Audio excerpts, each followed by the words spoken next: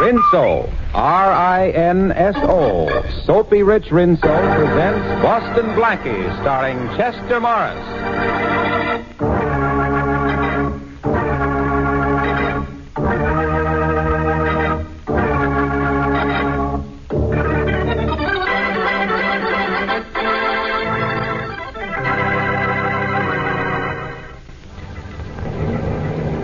Municipal Tower to Transcontinental Flight 17. Municipal Tower to Transcontinental Flight 17. Over. That's us, Tom. Check it. Check. Transcontinental Flight 17 to Municipal Tower. Flight 17 to Municipal Power. Over. Police instructions. Check and see if you have male passenger occupying seat 24. Passenger occupying seat 24. Wanted by police. Over. I'm just checking my list, Joe. Yep, we got a man in 24. I'll tell him. Municipal Tower. We have a man in seat 24. The name he's traveling under is John J. Jones. John J. Jones. Maybe that's his right name, but the police want him. They know him as Boston Blackie.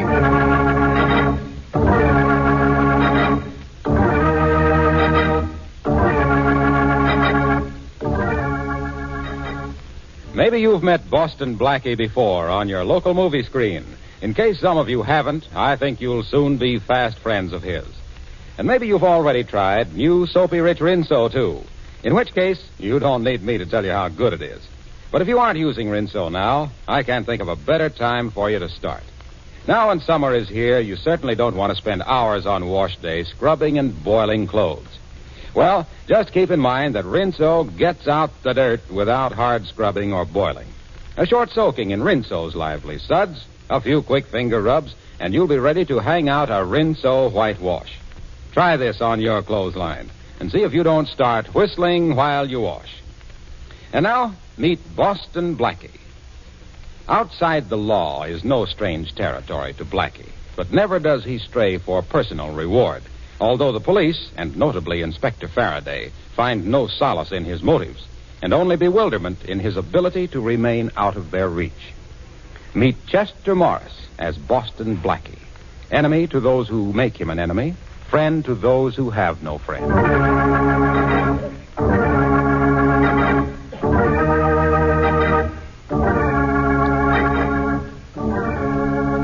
You Chicago police have been very cooperative. Thanks a million. Glad to help you, Inspector Faraday. When we send a man to New York, you can return the favor. Glad to. Anytime, Captain. There's the plane now, Inspector. See it? Blackie has got to be on it. We know he was on the plane when it left Detroit, and it hasn't made any stops. Well, Blackie's liable to get out of anything, anytime. I remember once I had him in 2 sets of handcuffs. And the next minute... No handcuffs. No, Blackie. Chances are I couldn't have made the charge stick anyhow. Never have been able to tie anything on him in 6 years. You'll be able to arrest him now, won't you, Inspector? You're sure Blackie's the man, are you, Miss Moray? Oh, of course I'm sure. I was with my grandfather when he was robbed and the money stolen. The thief wore no mask, and I recognized him from the picture of Boston Blackie that was in the paper last year. Oh, I'm sure it was Blackie. Mm-hmm. Why do you keep asking me if I'm sure? I just wanted to be certain, that's all.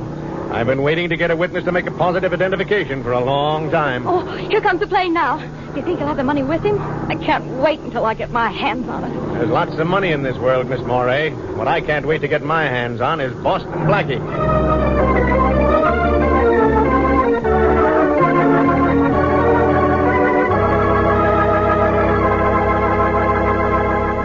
Go ahead in, Miss Moray. I've been keeping Blackie in my hotel room here until our plane leaves for New York. Talk to him yourself. I can't get anything out of him. Go ahead now. Monahan's in there guarding him, and I'll be right here outside the door. All right, Inspector Faraday. Blackie always was a soft touch for a girl. Here's hoping you get something out of him. Oh, Inspector, you'll never know how important it is to me that I do. Hello? He won't say a word, miss. Just sits there like he did all the time the inspector was questioning him. Oh, I'll try. Blackie? Boston Blackie, would you talk to me? About business or pleasure? Maybe a little of both. Detective Monahan, could Mr. Blackie and I go over in the corner and talk? Oh, sure. I don't know why not. I'll stroll out the window. Would you please come over here with me, Blackie? Why, sure. I've been waiting for a chance like this to have a little chat with you, Miss Moray. You identified me as the man who stole $10,000 from your grandfather. Yes, I did. You know, you never saw me before in your life, Miss Moray. I wish I had. I wouldn't be in such desperate trouble now. You're in trouble? You had me arrested because you're in trouble? What is this, a new switch on the Share the Wealth plan? Oh, please let me explain. From what I've heard of you, Blackie, you're the only man living who can help me. But I had no idea of where or how I could reach you. Oh, so you made up the story of my stealing your grandfather's money, huh? Yes, I did. I knew the police could trace your movements where I couldn't. And I knew you could get away from Inspector Faraday once I'd seen you. Well, thanks for the confidence. The very worst, I could have said I was mistaken in the identification, and then they would have had to let you go. Only by then it would be too late. Say, look, let's get organized. Too late for what? To recover the diamond that was stolen from me. You've got the wrong boy, lady. If a diamond was stolen from you, let the police get it back. They're in that business. But that diamond, Blackie, the rest of my life depends on it. I must have it back by tomorrow night. Oh, please help me. Well, with these handcuffs on and 2 New York detectives guarding me, I couldn't be of very much help to anybody. But those handcuffs, haven't I heard that you can get out of them whenever you want to? Yes, but I've got to want to first. Oh, I'm sorry. I'm more than sorry. I'm miserable. I knew I had to reach you, and I just messed up everything. No, I'll never... Oh, wait a minute, Miss Morey. We'll figure some way out. Here, wipe your eyes with this handkerchief. Thanks. But your hand. You cut off the handcuff. Shh. Okay, now. There, your eyes are nice and dry. Now blow. You feel better now? Yes, I do. All right, then. Let me have your bedtime story. I don't know how I can laugh. Oh, it's easy. You just open your mouth and close your eyes and think of Inspector Faraday. Never fails. Come on, Miss Morey. Tell me the whole story before Faraday gets restless. Well, I'm engaged to George Atwater. Yes? We're to be married soon, and yesterday he brought me something to look at. The Jonathan diamond. The Jonathan, huh? Oh, that's worth a fortune. Well, George's father has millions. Yeah, Miss Murray, you all right over there? Oh, yes, officer. Thank you. I won't be a minute now. Blackie, the diamond belonged to George's father. George brought it over to show me, and then he had a little too much to drink, and I thought it safer if he left it with me. He agreed.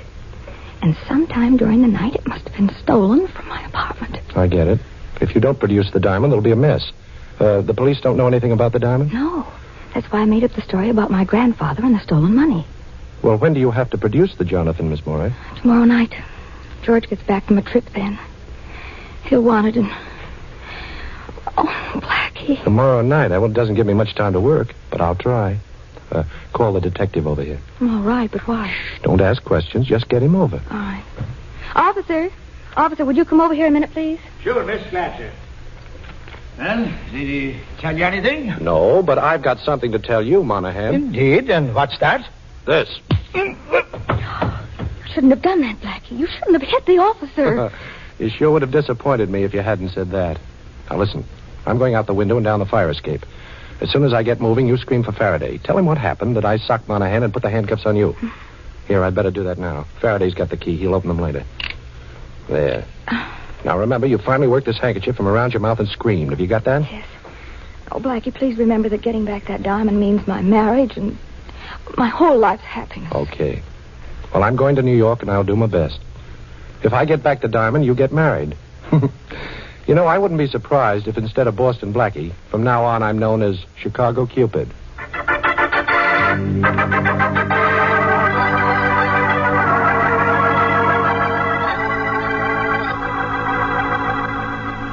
Shorty, listen. When a piece of ice like the Jonathan diamond is lifted, somebody's got to know something about it. Look, Blackie, I've been out all night on it. Nobody knows nothing. All I could pick up was that a fella named Atwater owns it. None of the boys would touch it. That is, except Duke Walton. I'm telling you, it's as hot as a pistol, but Duke's been bragging that he'll grab it one of these days. Yeah? Well, where can I find him? Well, I checked that, too. He's out of town. That's definite. Yeah, he's been gone a week. Now, look, boss, why don't you lay off? Shorty, I promised to get that diamond back. I chartered a plane out of Chicago last night after breaking out of that hotel room. Young Atwater isn't due back in town till tonight, so I still have a little time. I'm going to waste some of it on a visit to the Atwater house. Ain't you a little out of your class up there, Blackie? You know they got an awful lot of dough, those Atwaters. You know something, Shorty? After the way that Morey girl smiled at me in Chicago, I kind of feel like $1 million myself.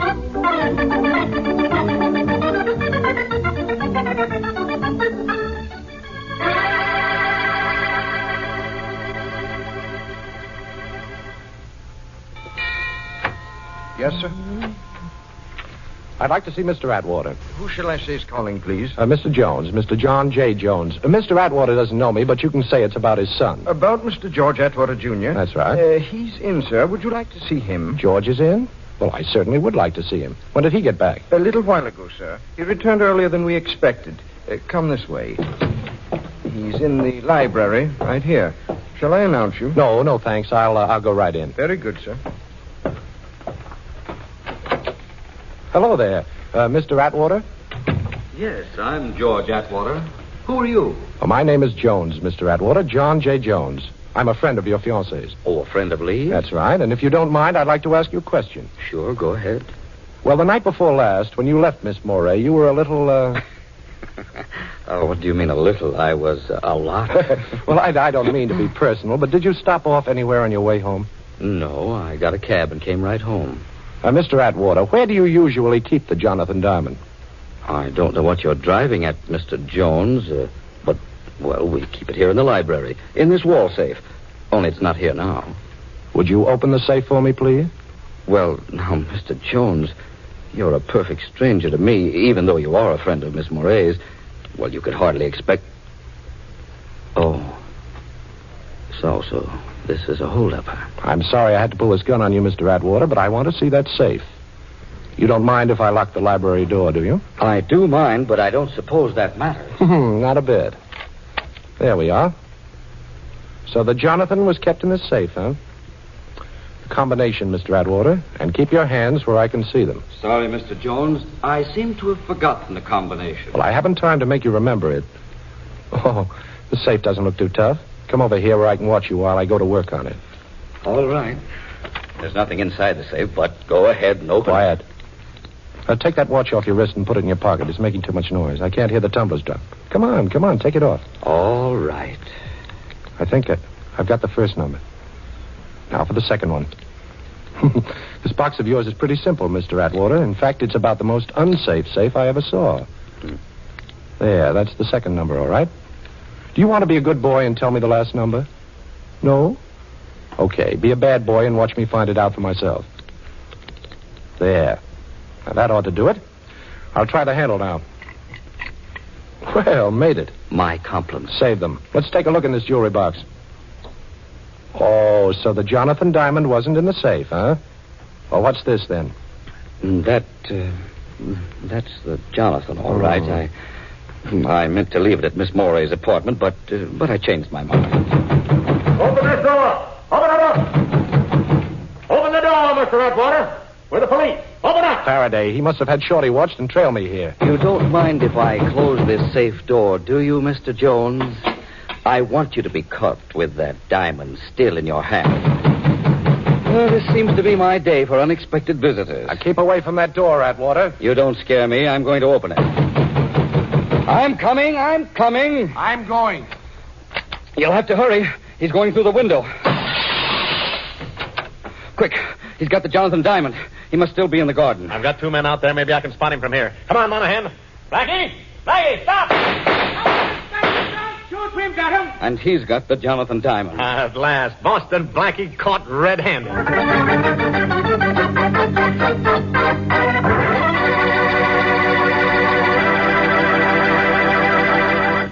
Well, it does look as though Blackie is in for it now, but I have a hunch there's still plenty of action coming up. And shifting from Blackie to Whitey, that is Rinso White, I'd like to tell you about a completely different kind of action, the kind you get with Rinso suds in your washer. Yes, those Rinso suds are so peppy and lively, they get your clothes sparkling white and bright with as little as a 5-minute run per load. And when I say sparkling white, of course I really mean exactly Rinso White.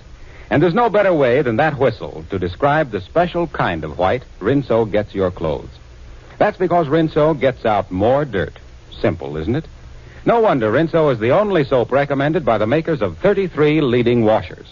And, of course, a short run is not only easy on your washer, it's easy on your clothes. Keeps them new-looking longer. So next wash day, do yourself a big favor. Whistle up a Rinso White, Rinso Bright wash. And now, back to the adventures of Boston Blackie, starring Chester Morris.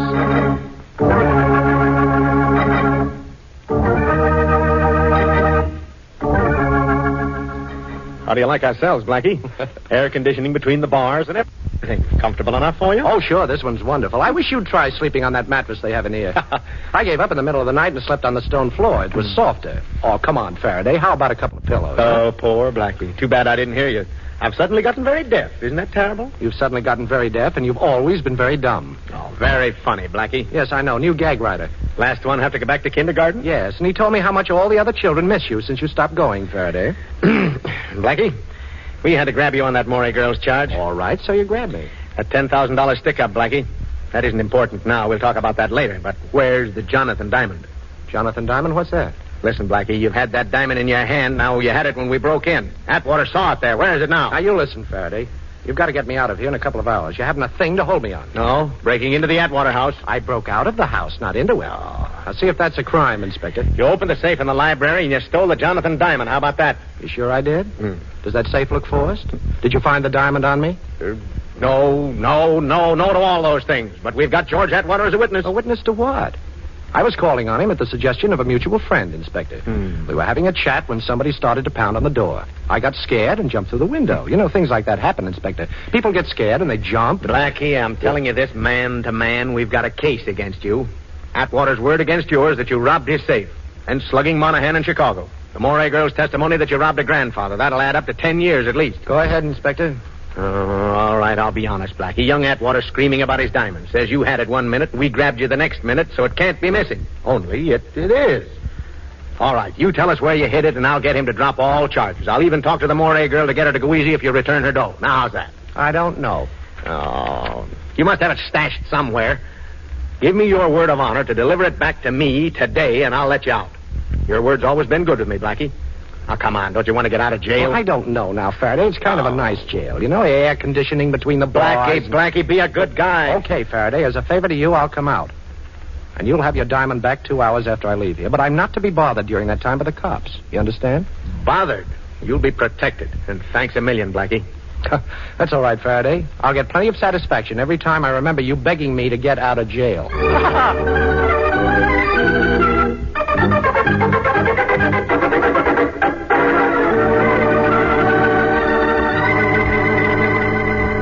Hello? Miss Morey, this is Blackie. Can you talk? Oh, yes, of course. Nobody's here. Did I get the diamond? Well, yes and no, Miss Morey. Nobody ever stole it from your apartment. What?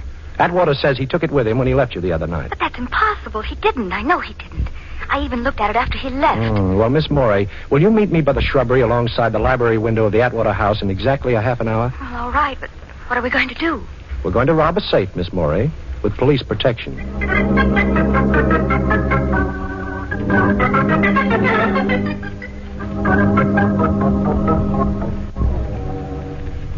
Keep that flashlight steady, Miss Morey, please. If we're lucky, the safe won't be locked. Why not? Because nobody knows I put the diamond back in it when the police pounded on the door.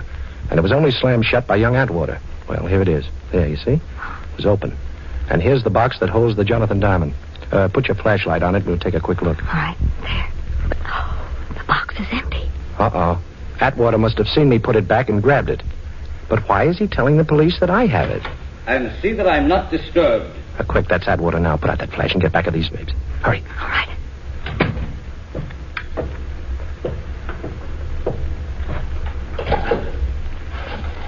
Seven, 6, 9. What are you doing, Black? I'm counting the clicks on the dial. 7, 3, 4, 2. Got it. Hello. This is George Atwater. I got your message, but why did you call me here after I... Well, I don't care about that. We made a deal. I don't owe you a dime anymore, and you got what you wanted. Well, you have to expect it to be hot for a while. And look, remember this. I'm washed up with you and that crooked roulette wheel of yours. We're all square. And if you call me here again, I'll turn you over to the police. Yes. If I hear of anybody who wants to buy it, I'll let you know. You'll what? Don't be foolish. Who'd believe that? Goodbye.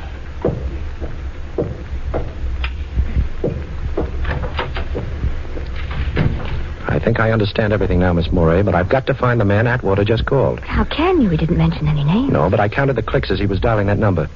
If my ears haven't let me down, I can call that number, too. Anyhow, I'm going to try. You think that man has a Jonathan diamond? Yes, I think so. But you don't have to worry about it from now on. You won't be blamed because it was missing from your apartment. But you're in a mess now, aren't you? Well, yes, kind of. You see, I promised Faraday that he'd have his diamond back in 2 hours, and I can't keep that promise. Well, I hope the OPA hasn't put a ceiling on tempers, because if they have, he'll hit it.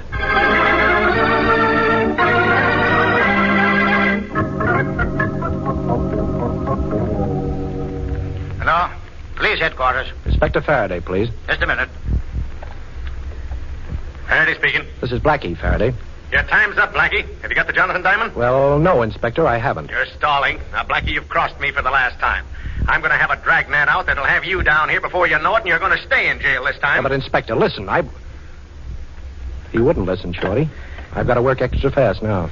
Gee, Blackie, look, if there's anything Hold I it, can Shorty. I'm going to try that number Atwater called.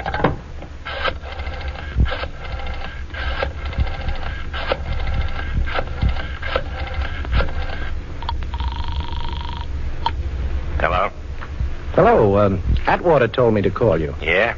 Who's this? I've got cash I'd like to trade in for something you've got. Atwater says that... Atwater says, huh? Okay.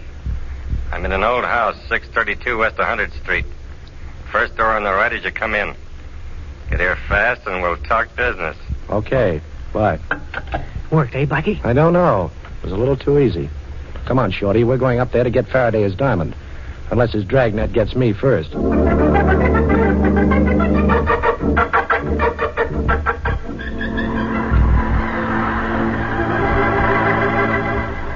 Blackie, duck down. Duck down this hallway. Okay, what is it, Shorty? Prowl car just coming this way. I never saw so many cops as we pass on the way up here. Never mind, Shorty. Stay flattened out against this door until it's time for what I told you to do. Yeah, okay, Blackie. But who really stole the Jonathan diamond? Nobody stole it, Shorty. Atwater left the stone at Lee Moray's apartment and then returned later that night and lifted it so that Miss Moray could report it stolen to the police. Ixnay, boss. Coppers.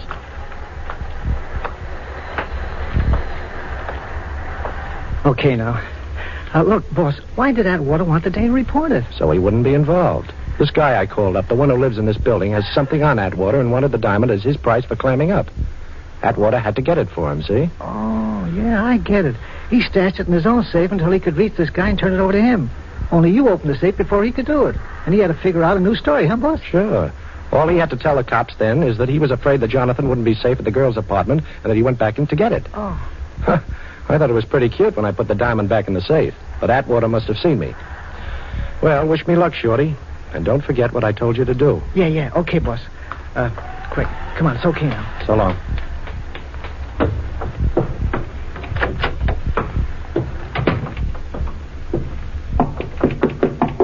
Yeah? Who is it? I called you a little while ago. Okay. Open up. Okay. Well, Duke Walton. Put that gun down, Duke. You and I can make a deal. Think so? Sure. Lucky you're not as cute as you thought. I called Atwater back and found your call was a phony. Too bad for you. Now I gotta bump you. Wait a minute, Duke. I'm gonna wait a couple of minutes, Blackie. Some friends of mine are coming over with a car to take you on a little trip. Now sit down in that chair and put your arms behind your back. Go on, I ain't the patient type. Okay, Duke. How's that? That's better. Now I'm gonna tie you up nice and pretty like that. How do you like it? Too tight for your pretty hands to be tied? Well, yes, if you really want to know. I don't. I'll give it an extra yank just to make sure. Hey, Duke. Huh? Duke, look under the door. What? That's smoke. Where? Hey, that's right. Well, that makes things easier. This joint's a fire trap. I'll scram out of here and leave you tied up, Blackie. Lucky, I guess I was just born under a lucky star. Eh? Maybe. But don't forget, Duke, sometimes stars have a habit of falling. Yeah, okay, so I'm ducking right out of here. Fire! The whole building's on fire! Come on, get out of here! That does it. So long, Blackie. Me and the Jonathan Diamond are getting out of here, and both of us are nice and safe, which is more than I can say for you, pal. Now, wait a minute, Duke. I've got a proposition.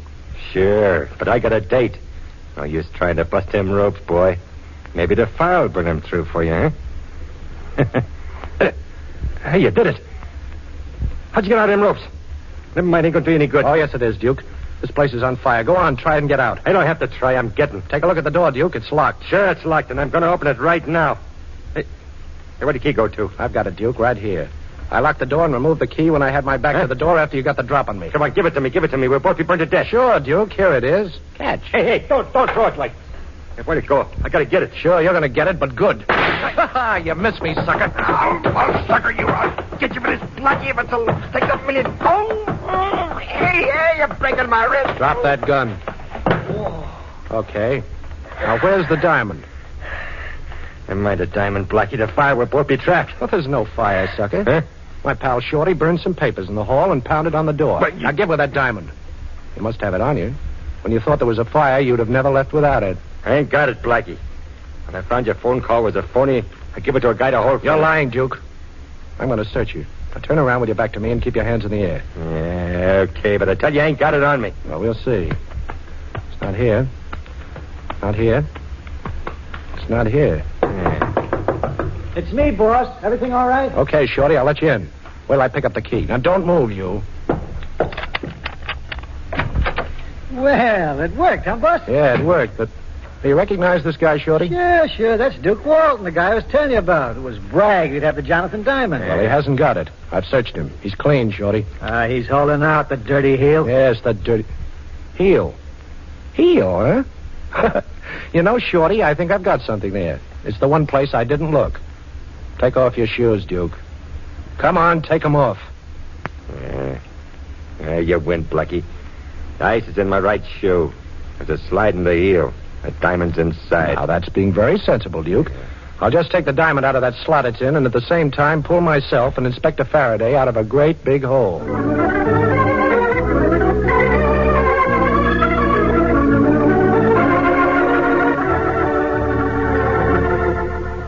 Well, it's bargain day, Faraday. You've got your diamond and I've got Miss Morey. Right, honey? Well, for a while, Blackie. Then I've got to go back home to Wisconsin. Oh, well, can we go now, Inspector? Okay, Blackie. Go ahead. Beat it. You're in the clear.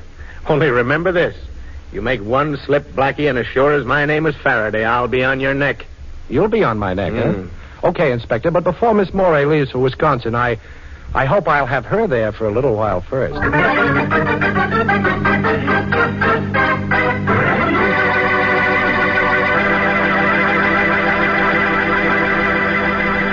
Oh, say, one more thing about Rinso. That same Rinso that's such a big help on wash day. I'd just like to add that it's also a mighty big help 3 times every day at dishwashing time. Even your greasiest roaster is a cinch to wash in those rich Rinso suds. And, of course, Rinso's grand for all the soap and water jobs around the house. Walls, floors, woodwork, windows, tiles. They all come sparkling bright and clean with Rinso on the job. So get Rinso tomorrow for dishwashing, for housework, and for a wash that's...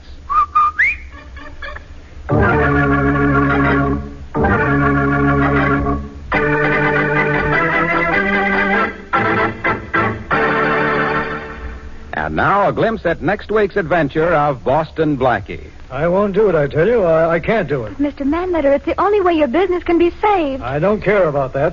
If the only way it can be saved is by risking the life of my friend Boston Blackie, well, I'd rather it were lost. I won't ask Blackie to keep that appointment. I don't even want to know about it. All right, Mr. Manletter, if that's the way you want it. I'm going out and try to raise the money. You'll hear from me later, and remember, I don't want Blackie to hear about this.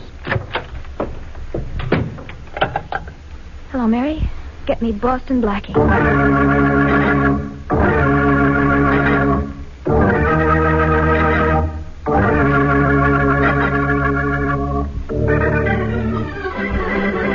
Be sure to listen at this same time next week for another exciting adventure with Boston Blackie, starring Chester Morris with Richard Lane as Inspector Faraday. You can see Chester Morris as Boston Blackie on the screen at your favorite movie theater. Boston Blackie's latest Columbia picture is One Mysterious Night, soon to be released. Original music for this program by Charles Cornell. This is Harlow Wilcox speaking for the makers of Rinso and wishing you all a very pleasant good night.